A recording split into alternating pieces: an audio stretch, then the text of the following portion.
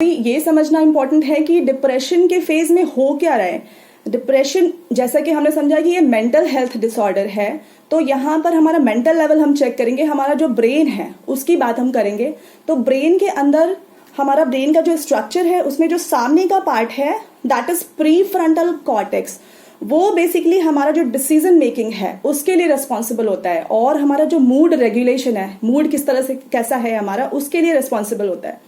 और दूसरा एक और पार्ट है ब्रेन के अंदर जो सेंटर में होता है, हिप्पोकैम्पस उसका नाम है, वो बेसिकली मेमोरी सेंटर है ब्रेन का। तो ये दोनों इस केस में डिप्रेशन के केस में अफेक्टेड होते हैं। इन दोनों का साइज जो है वो श्रिंक हो जाता है। अगर किसी को लंबे समय से डिप्रेशन का प्रॉब्लम है तो उनमें अगर आप कराओ, उनका सीटी स्कैन वगैरह कराते हैं अगर, तो उसमें आप यू कैन सी कि हाँ उनका जो साइज है वो इन पार्ट्स का श्रिंक हो जाता है। तो इसकी वजह से उनका मेमोरी अफेक्ट होता है, उनका इमोशनल लेवल पे वो कहीं ना कहीं अफेक्टेड होते हैं। ऐसे लोग बहुत जल्दी इमोशनल हो जाते हैं और उनकी डिसीजन मेकिंग भी अफेक्टेड होती है। उनका वो मूड स्विंग्स बहुत होते हैं, यूजुअली उनको मतलब सैड मूड या बैड मूड कह सकते हो, वो उसमें रहते हैं। उसके अलावा और क्या होता है, एक तो जो लंबे समय से क्रॉनिक स्ट्रेस का जो फेज है उसमें क्या हो रहा है कि कॉर्टिसोल रिलीज हो रहा है, मतलब स्ट्रेस हार्मोन रिलीज हो रहा है। उसका लेवल जब बढ़ेगा ब्लड इसके अंदर, ब्रेन के अंदर, तब वो जो कॉर्टिसोल है वो हमारे जो ब्रेन सेल्स हैं उनको भी अफेक्ट करता है, उनको डैमेज करता है। वहां फ्री रेडिकल्स बनते हैं, वो फर्दर ब्रेन सेल्स को अफेक्ट करते हैं, उनको डैमेज करते हैं। और उसके अलावा जो न्यूरोट्रांसमीटर्स हैं ब्रेन के अंदर, 3 जो मेन न्यूरोट्रांसमीटर्स काम करते हैं, आपका सेरोटोनिन, डोपामीन एंड आपका नॉरएपिनेफ्रिन, ये तीनों जो ब्रेन सिग्नल्स भेजने के काम आते हैं, ट्रांसमिशन में जो सिग्नल का यहाँ से वहां सिग्नल जो जाते हैं, ये 3 मेन केमिकल, इनको बोलते हैं केमिकल मैसेंजर, ये उसका काम करते हैं। तो बेसिकली इनका लेवल भी वहां पर कम हो जाता है जब जिन लोगों को डिप्रेशन का प्रॉब्लम है। इसके अलावा हम बात करेंगे कि किस तरह से, उसके अलावा इन्फ्लेमेशन भी होता है ब्रेन में, कई बार इन्फ्लेमेशन भी होता है डिप्रेशन के केस में। तो ये अलग अलग चीजें हैं, अलग अलग चेंजेस हैं दैट यू कैन सी जिसको भी डिप्रेशन का प्रॉब्लम है। नेक्स्ट आता है कि किस वजह से होता है, कॉजेस क्या है। तो डिप्रेशन के कॉजेस की अगर हम बात करें तो ये कंबाइंड इफेक्ट है आपका बायोलॉजिकल, साइकोलॉजिकल एंड एनवायरमेंटल, या आप कह सकते हो एक्सटर्नल जो फैक्टर्स हैं। तो अगर हम बायोलॉजिकल फैक्टर्स की बात करें तो पहला हमने जैसे बात किया न्यूरोट्रांसमीटर्स का इम्बैलेंस होता है, उनका लेवल चेंज हो जाता है, मतलब कम हो जाता है। नेक्स्ट आता है जेनेटिक, और इसके अलावा हार्मोनल इम्बैलेंस। तो जैसे जेनेटिक की बात करते हैं तो कुछ लोग ऐसे हैं जिनकी फैमिली हिस्ट्री में लोग मतलब है, फादर या मदर या मतलब दादाजी को, किसी को अगर है प्रॉब्लम रहा है डिप्रेशन का, तो पॉसिबिलिटी होती है कि उनको डिप्रेशन हो लाइफ के किसी फेज में। नेक्स्ट आता है आपका न्यूरोट्रांसमीटर इम्बैलेंस। तो न्यूरोट्रांसमीटर जो हमारे तीनों हैं उनका लेवल कम हो जाता है, low levels of serotonin, dopamine and norepinephrine, ये देखने को मिलता है। अभी तीनों जो ये हमारे जो हमारे न्यूरोट्रांसमीटर्स हैं, तो उसमें से जो सेरोटोनिन है, अगर आप लोगों ने सुना हो, ये एक तरह का मूड स्टेबलाइजर है, आपके मूड को मतलब ये ठीक करके रखता है। बेसिकली आपको ये वेलबींग की फीलिंग देता है कि आपको अच्छा फील होता है, नॉर्मल फील होता है, थोड़ा अच्छा लगता है। और आपने अगर कभी सुना हो कि लोग ऐसे बात करते हैं कि चॉकलेट खाने से सेरोटोनिन का लेवल ठीक हो जाता है, मतलब मूड अपलिफ्ट हो जाता है। तो ये चीजें लोग मतलब कनेक्ट कर सकते हैं। नेक्स्ट डोपामीन की अगर बात करें, डोपामीन बेसिकली ये रिस्पॉन्सिबल होता है मोटिवेशन देने के लिए। आपको इस तरह की एक्टिविटीज करनी है, for example like adventurous activities, या बहुत जिसमें एक्साइटमेंट है, इस टाइप की कोई एक्टिविटीज करती है तो वहां पर डोपामीन का लेवल बढ़ता है। तो ये जो आपका डोपामीन है ये इस तरह की एक्टिविटीज को रेगुलेट करता है। नेक्स्ट आता है नॉरएपिनेफ्रिन, ये बेसिकली आपके अलर्टनेस को रेगुलेट करता है कि हम कितना अलर्ट, मेंटल अलर्टनेस जिसको बोलते हैं, वो इससे रेगुलेट होता है। तो जो तीनों हमारे न्यूरोट्रांसमीटर्स हैं, इन तीनों का लेवल कम हो जाता है इन केस ऑफ डिप्रेशन। अभी जब इन तीनों का न्यूरोट्रांसमीटर्स का लेवल बैलेंस आउट नहीं है तो डिफरेंट तरह के चेंजेस देखने को मिलते हैं, स्पेशली इंसान के बिहेवियर में, उसके मूड में, और सबसे बड़ी बात उसकी मेमोरी भी इफेक्ट होती है। बहुत सारे ऐसे लोग हैं जो आपने सुना होगा कि उनको बहुत सारी चीजें से बोलते हैं ना कि भूल गए, मतलब वो भूलने लगती है, उनको फिर उनको खुद फील होता है कि यार मैं तो भूल गया, मतलब पता नहीं क्यों मैं भूलने लगा हूँ आजकल। तो वो कई बार ऐसा होता है कि अगर लंबे समय से किसी को डिप्रेशन है तो वो उनको ये सारे प्रॉब्लम्स देखने को मिलते हैं। नेक्स्ट आता है हमारा हार्मोनल चेंजेस। बायोलॉजिकल फैक्टर्स के अंदर एक ये बहुत इंपॉर्टेंट पार्ट है कि हार्मोनल चेंजेस होते हैं। तो लाइफ के कुछ ऐसे फेजेस होते हैं जब बॉडी के अंदर हार्मोनल चेंजेस देखने को मिलते हैं। उसके अंदर सपोज किसी को थायराइड का प्रॉब्लम है, वहां पर आपका थायराइड हार्मोन अफेक्ट हो रहा है, उसका लेवल ऊपर नीचे हो रहा है, वो भी डिप्रेशन का कॉज बन सकता है। नेक्स्ट होता है मेनोपॉज। लेडीज में क्या होता है, मेनोपॉज जिसको हो चुका है वहां पर भी मूड स्विंग्स होते हैं, वहां पर भी बहुत बार ऐसा होता है कि जो सीनियर लेडीज हैं उनके केस में उनको डिप्रेशन फील होता है। नेक्स्ट आता है पोस्टपार्टम। अगर जो वो लेडीज जिन्होंने चाइल्ड बर्थ दिया है, मतलब अभी अभी उन्होंने बच्चे मतलब जिनको हुए हैं, उनके केस में भी हार्मोनल चेंजेस बहुत ज्यादा होते हैं और उस केस में भी कई बार उनको डिप्रेशन का प्रॉब्लम होता है। देर आर विमेन जिनको ये प्रॉब्लम है और ये बहुत परसिस्टेंट, बहुत ऐसी प्रॉब्लम है कि मतलब जिसको नहीं है वो नहीं समझता है। डिप्रेशन का प्रॉब्लम ऐसा है क्योंकि वो सामने बाहर वालों को नहीं समझ में आता है, क्योंकि कोई फिजिकल चेंजेस बॉडी में नहीं नजर आ रहे होते हैं, तो बाहर के लोग नहीं समझ सकते हैं, वो ही समझ पाता है जिसे खुद को है प्रॉब्लम। नेक्स्ट हमारा फैक्टर, अगर हम कॉज की बात करें तो है साइकोलॉजिकल। तो ऐसे कई बार ऐसे लाइफ इवेंट्स होते हैं, जैसे कोई ट्रॉमा है, या किसी को, जैसे कोई बच्चे हैं उनको स्कूल में कभी बुली किया गया हो, या कोई और तरह का कुछ और रीजन भी हो सकता है। फॉर एग्जाम्पल जैसे अल्कोहल कोई किसी ने बहुत लिया हो या ड्रग्स की वजह से, तो ऐसे इवेंट्स हो सकते हैं। या कभी कभी होता है कि कुछ बच्चे ऐसे होते हैं या कुछ लोग ऐसे होते हैं जिनको लो सेल्फ एस्टीम या लो कॉन्फिडेंस लेवल होता है जिनका, उनके केस में भी ये साइकोलॉजिकल फैक्टर है, ये कॉज हो सकता है डिप्रेशन का। नेक्स्ट आता है एक्सटर्नल फैक्टर्स, यानी कि इन्वायरमेंटल फैक्टर्स। फॉर एग्जाम्पल किसी को फाइनेंशियल कुछ क्रंच है, फाइनेंशियल प्रॉब्लम आ गया, किसी का बिजनेस मतलब खराब हो गया, या किसी की जॉब चली गई सडनली, या किसी को क्रॉनिक इलनेस है, लंबे समय से कोई ऐसी इलनेस है, उसकी वजह से भी कई बार कैंसर के पेशेंट्स में भी ऐसा देखने को मिलता है कि उनको डिप्रेशन हो जाता है, वो बहुत डिप्रेसिव फील करते हैं। तो ये सारी चीजें आपको ये बताती हैं कि किस तरह से क्या कॉजेज हो सकते हैं किसी को भी डिप्रेशन होने के। नेक्स्ट हम बात करेंगे कि कितने टाइप के डिप्रेशन होते हैं। तो बेसिकली डिप्रेशन को 5 तरीके मतलब होते हैं, 5 टाइप्स ऑफ डिप्रेशन होते हैं। नंबर 1 हमारा क्लिनिकल डिप्रेशन है, जिसको मेजर डिप्रेसिव डिसऑर्डर भी कहा जाता है। यहाँ पर बेसिकली लोगों को लो फील होता है, सैडनेस फील होता है। अगर किसी को 2 हफ्ते से ज्यादा लंबे समय तक उसको फील हो रहा है, सैडनेस फील हो रही है बिना किसी मतलब पर्टिकुलर रीजन के, तो पॉसिबिलिटी है कि वो उसको डिप्रेशन का प्रॉब्लम है और उसका किसी भी चीज में मन नहीं लग रहा है। तो और भी सिम्टम्स हैं वो आपको डॉक्टर्स यूजुअली चेक करते हैं, उसके बेसिस पे डिसाइड होता है कि ये इनको डिप्रेशन का प्रॉब्लम हो सकता है। नेक्स्ट सेकंड नंबर आता है पर्सिस्टेंट डिप्रेसिव डिसऑर्डर। ये सबसे ज्यादा सीरियस डिसऑर्डर बोला जाता है, डिप्रेसिव डिसऑर्डर है। इसमें क्या हो रहा है कि सीवियर, मतलब ये बहुत सीवियर हो जाता है जिनको डिप्रेशन, उनके केस में ऐसा कई बार ऐसा होता है, ऐसे लोगों को सुसाइडल थॉट्स भी आते हैं। थर्ड नंबर आता है डिसरप्टिव मूड डिसरेगुलेशन डिसऑर्डर।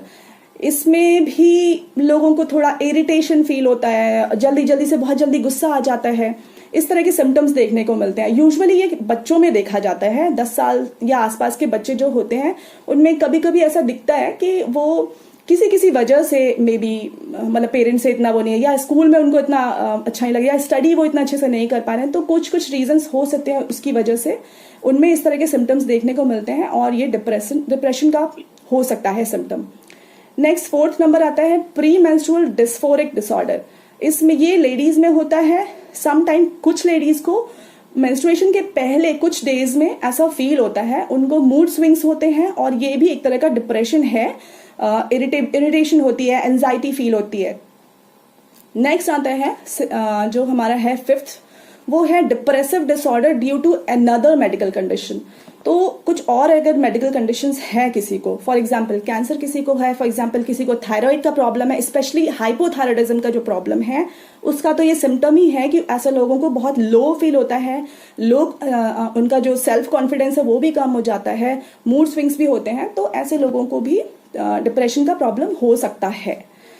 अभी नेक्स्ट आता है कि सिम्टम्स ऑफ डिप्रेशन। वैसे तो सिम्टम्स ज़्यादातर लोगों को पता है, बट हाँ अगर हम बात करें मेन सिम्टम्स जो होते हैं वो यही है कि सैडनेस फील होती है। और ये सैडनेस की फीलिंग थोड़ी देर के लिए नहीं होती है, वो लंबे समय से उनको सैड ही फील होता है। वो बहुत एंशियस रहते हैं और उनको मतलब उनकी बातें एकदम अलग ही होती हैं।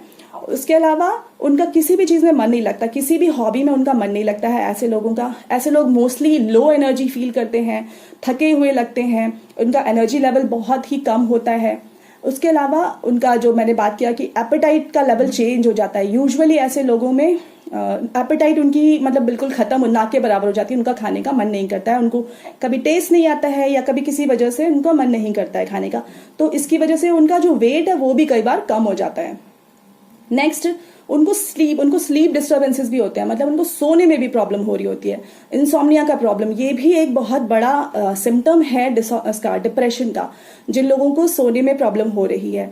तो कहीं ना कहीं वो मेंटली डिस्टर्ब्ड हैं, इसलिए वो ठीक से उनको नींद नहीं आती है, क्योंकि वो प्रॉपर तरीके से उनका जो ब्रेन है वो मतलब वो शांत ही नहीं हो रहा है, वो चल ही रहा है। तो इसके लिए उनको नींद नहीं आ पाती है ठीक से, उनकी स्लीप डिस्टर्ब हो जाती है। नेक्स्ट आता है कि उनको किसी भी चीज़ में वो कॉन्सेंट्रेट करने में उनको बहुत डिफिकल्टी होती है, उनको डिसीजन मेकिंग में डिफिकल्टी आती है।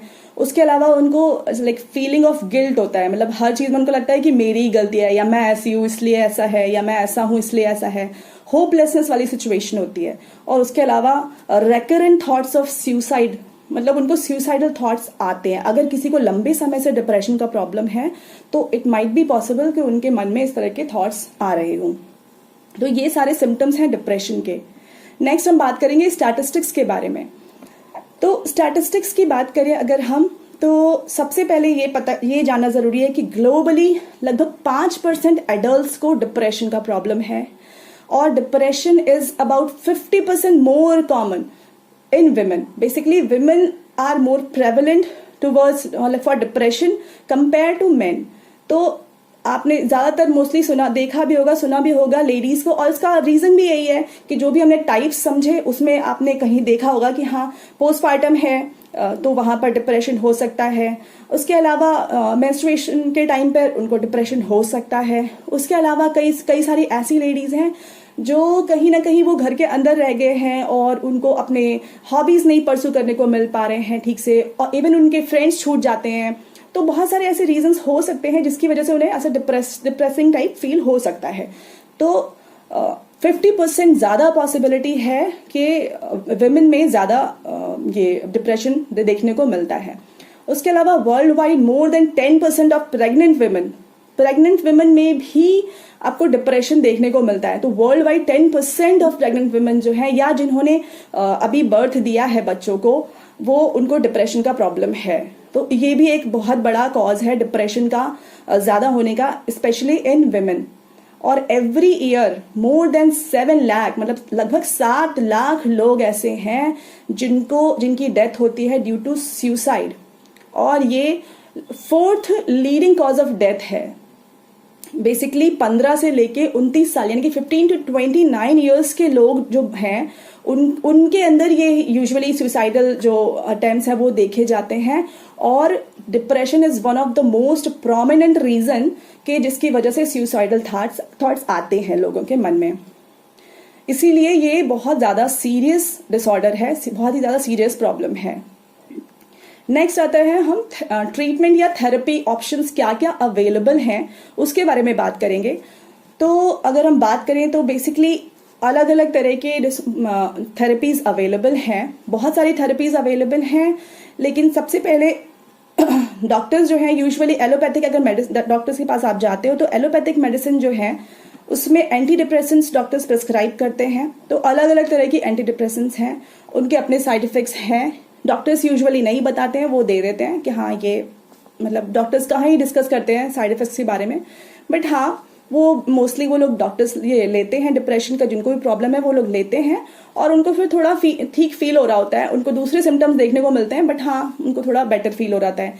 प्लस उसके अलावा साइकोथेरेपी बताते हैं डॉक्टर। साइकोथेरेपी मतलब टॉक थेरेपी के मतलब वो बोलते हैं कि भाई बात करो, आप साइकोलॉजिस्ट के पास जाओ, आप उनसे आप बात करो, कंसल्टेंट्स के पास जाओ, उनसे बात करो। तो वो अलग अलग तरह की टॉक थेरेपी या साइकोथेरेपी भी सजेस्ट करते हैं कुछ केसेस में, कुछ लोगों के लिए। उसके अलावा नेक्स्ट आता है हमारा नेचुरोथेरेपी या होलिस्टिक अप्रोच, जो बेसिकली अगर हम अपना हर्बल लाइफ की बात करें तो वहां पर भी हम होलिस्टिक अप्रोच की बात करते हैं। तो मतलब हम न्यूट्रिशन देते हैं एक तरफ, मतलब डाइट हमने ठीक करेक्ट किया, प्लस हमने सप्लीमेंट्स दिए, तो जिन भी चीज़ों की कमी है उसको फिल करने के लिए हमने सप्लीमेंट्स दिए। उसके अलावा हमने एक्सरसाइज या फिजिकल एक्टिविटी के बारे में बात किया। तो अगर न्यूट्रिएंट रिच फूड, न्यूट्रिशन की बात करें तो जो न्यूट्रिएंट रिच फूड है, तो हमारा जैसे हर्बल लाइफ के अंदर हमारा शेक है, न्यूट्रिशनल शेक है हमारा। उसके अलावा हमारा ओमेगा 3 कैप्सूल्स आते हैं, तो वो ये दोनों ही बहुत ज़्यादा इंपॉर्टेंट रोल प्ले करते हैं हमारी बॉडी के अंदर न्यूट्रिशन को परफेक्ट करने के लिए। तो डाइट जो जिनके अंदर ओमेगा 3 फैटी एसिड्स हैं वो हैं ऐसे हैं जैसे कि ग्रेन्स होते हैं, होल ग्रेन्स हैं या कुछ फ्रूट्स हैं, उसके अलावा वेजिटेबल्स हैं, ये सब मिलके ब्रेन हेल्थ को हमारी सपोर्ट करते हैं। और अगर हम हर्बल रेमेडीज की बात करें तो कुछ ऐसी हर्ब्स भी हैं लाइक अश्वगंधा, जो कि ब्रेन हेल्थ के लिए इंपॉर्टेंट है, वो ब्रेन हेल्थ पर काम करती हैं हमारे, स्पेशली डिप्रेशन के लिए अगर बात करें तो।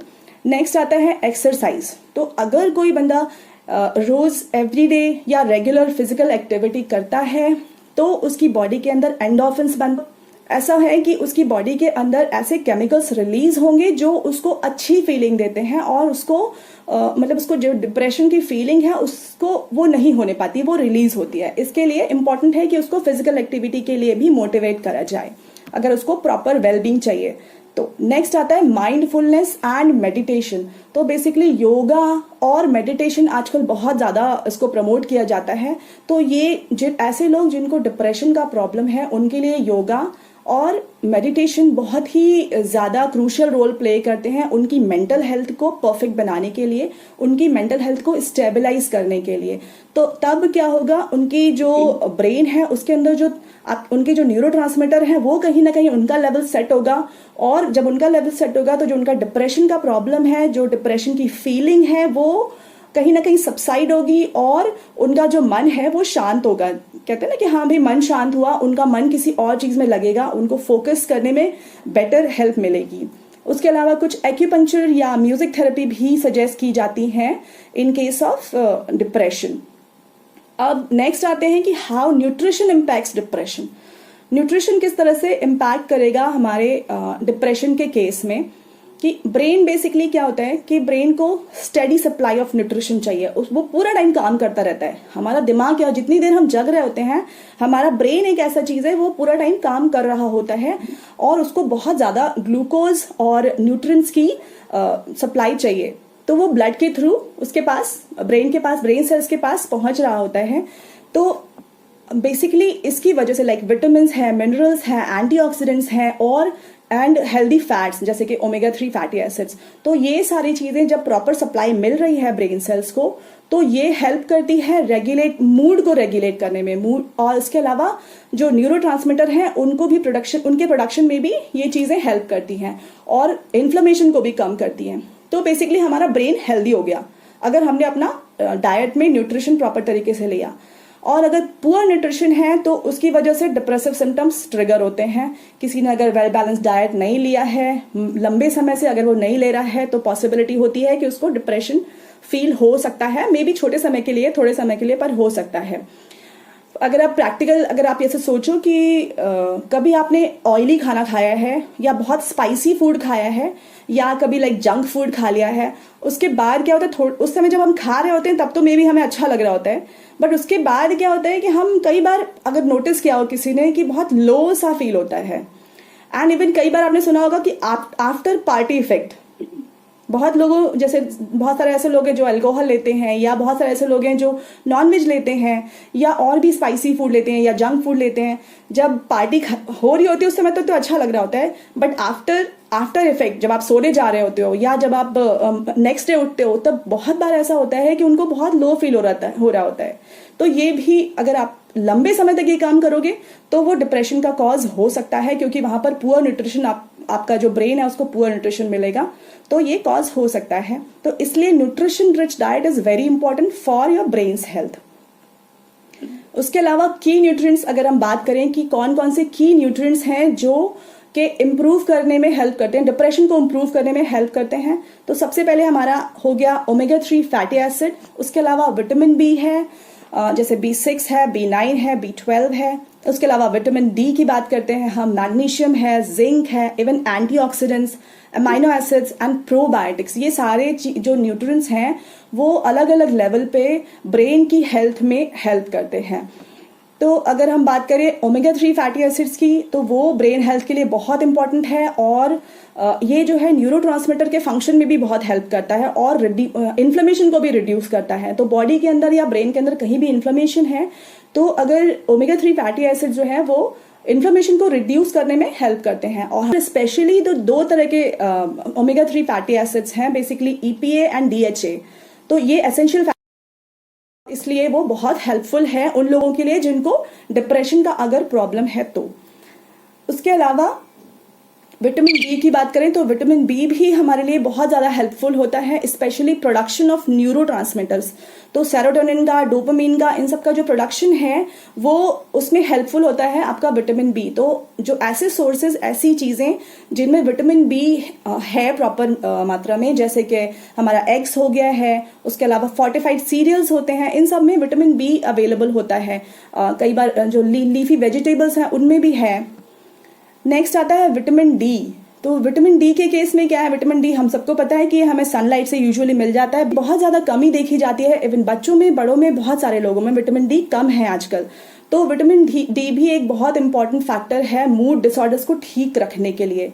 तो इट इज़ इम्पॉर्टेंट कि आप सनलाइट में थोड़ी देर सनलाइट ज़रूर लें। नेक्स्ट आता है मैग्नीशियम। मैग्नीशियम आपका रेगुलेट करता है स्ट्रेस रिस्पॉन्स को और सपोर्ट करता है प्रॉपर नॉर्मल ब्रेन फंक्शनिंग को।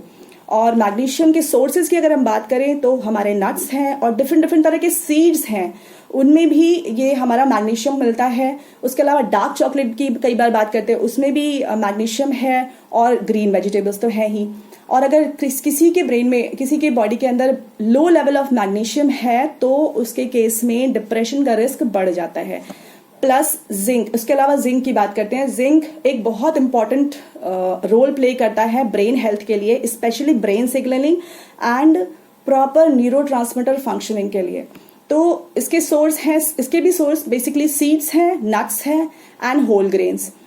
अभी जिंक डेफिशिएंसी जिन लोगों में होती है उन लोगों में पॉसिबिलिटी होती है कि डिप्रेशन हो।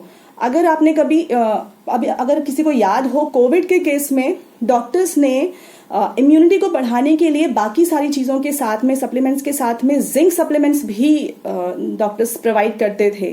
तो उसका भी रीज़न यही था कि जिनको भी कोविड हो रहा था उनको डिप्रेसिव सिम्टम्स भी देखने को मिल रहे थे। तो this is the reason, zinc आपके जो ब्रेन हेल्थ है उसको इम्प्रूव करेगा, आपके मूड को, आपके जो न्यूरोट्रांसमीटर्स हैं उनकी फंक्शनिंग को प्रॉपर रखेगा।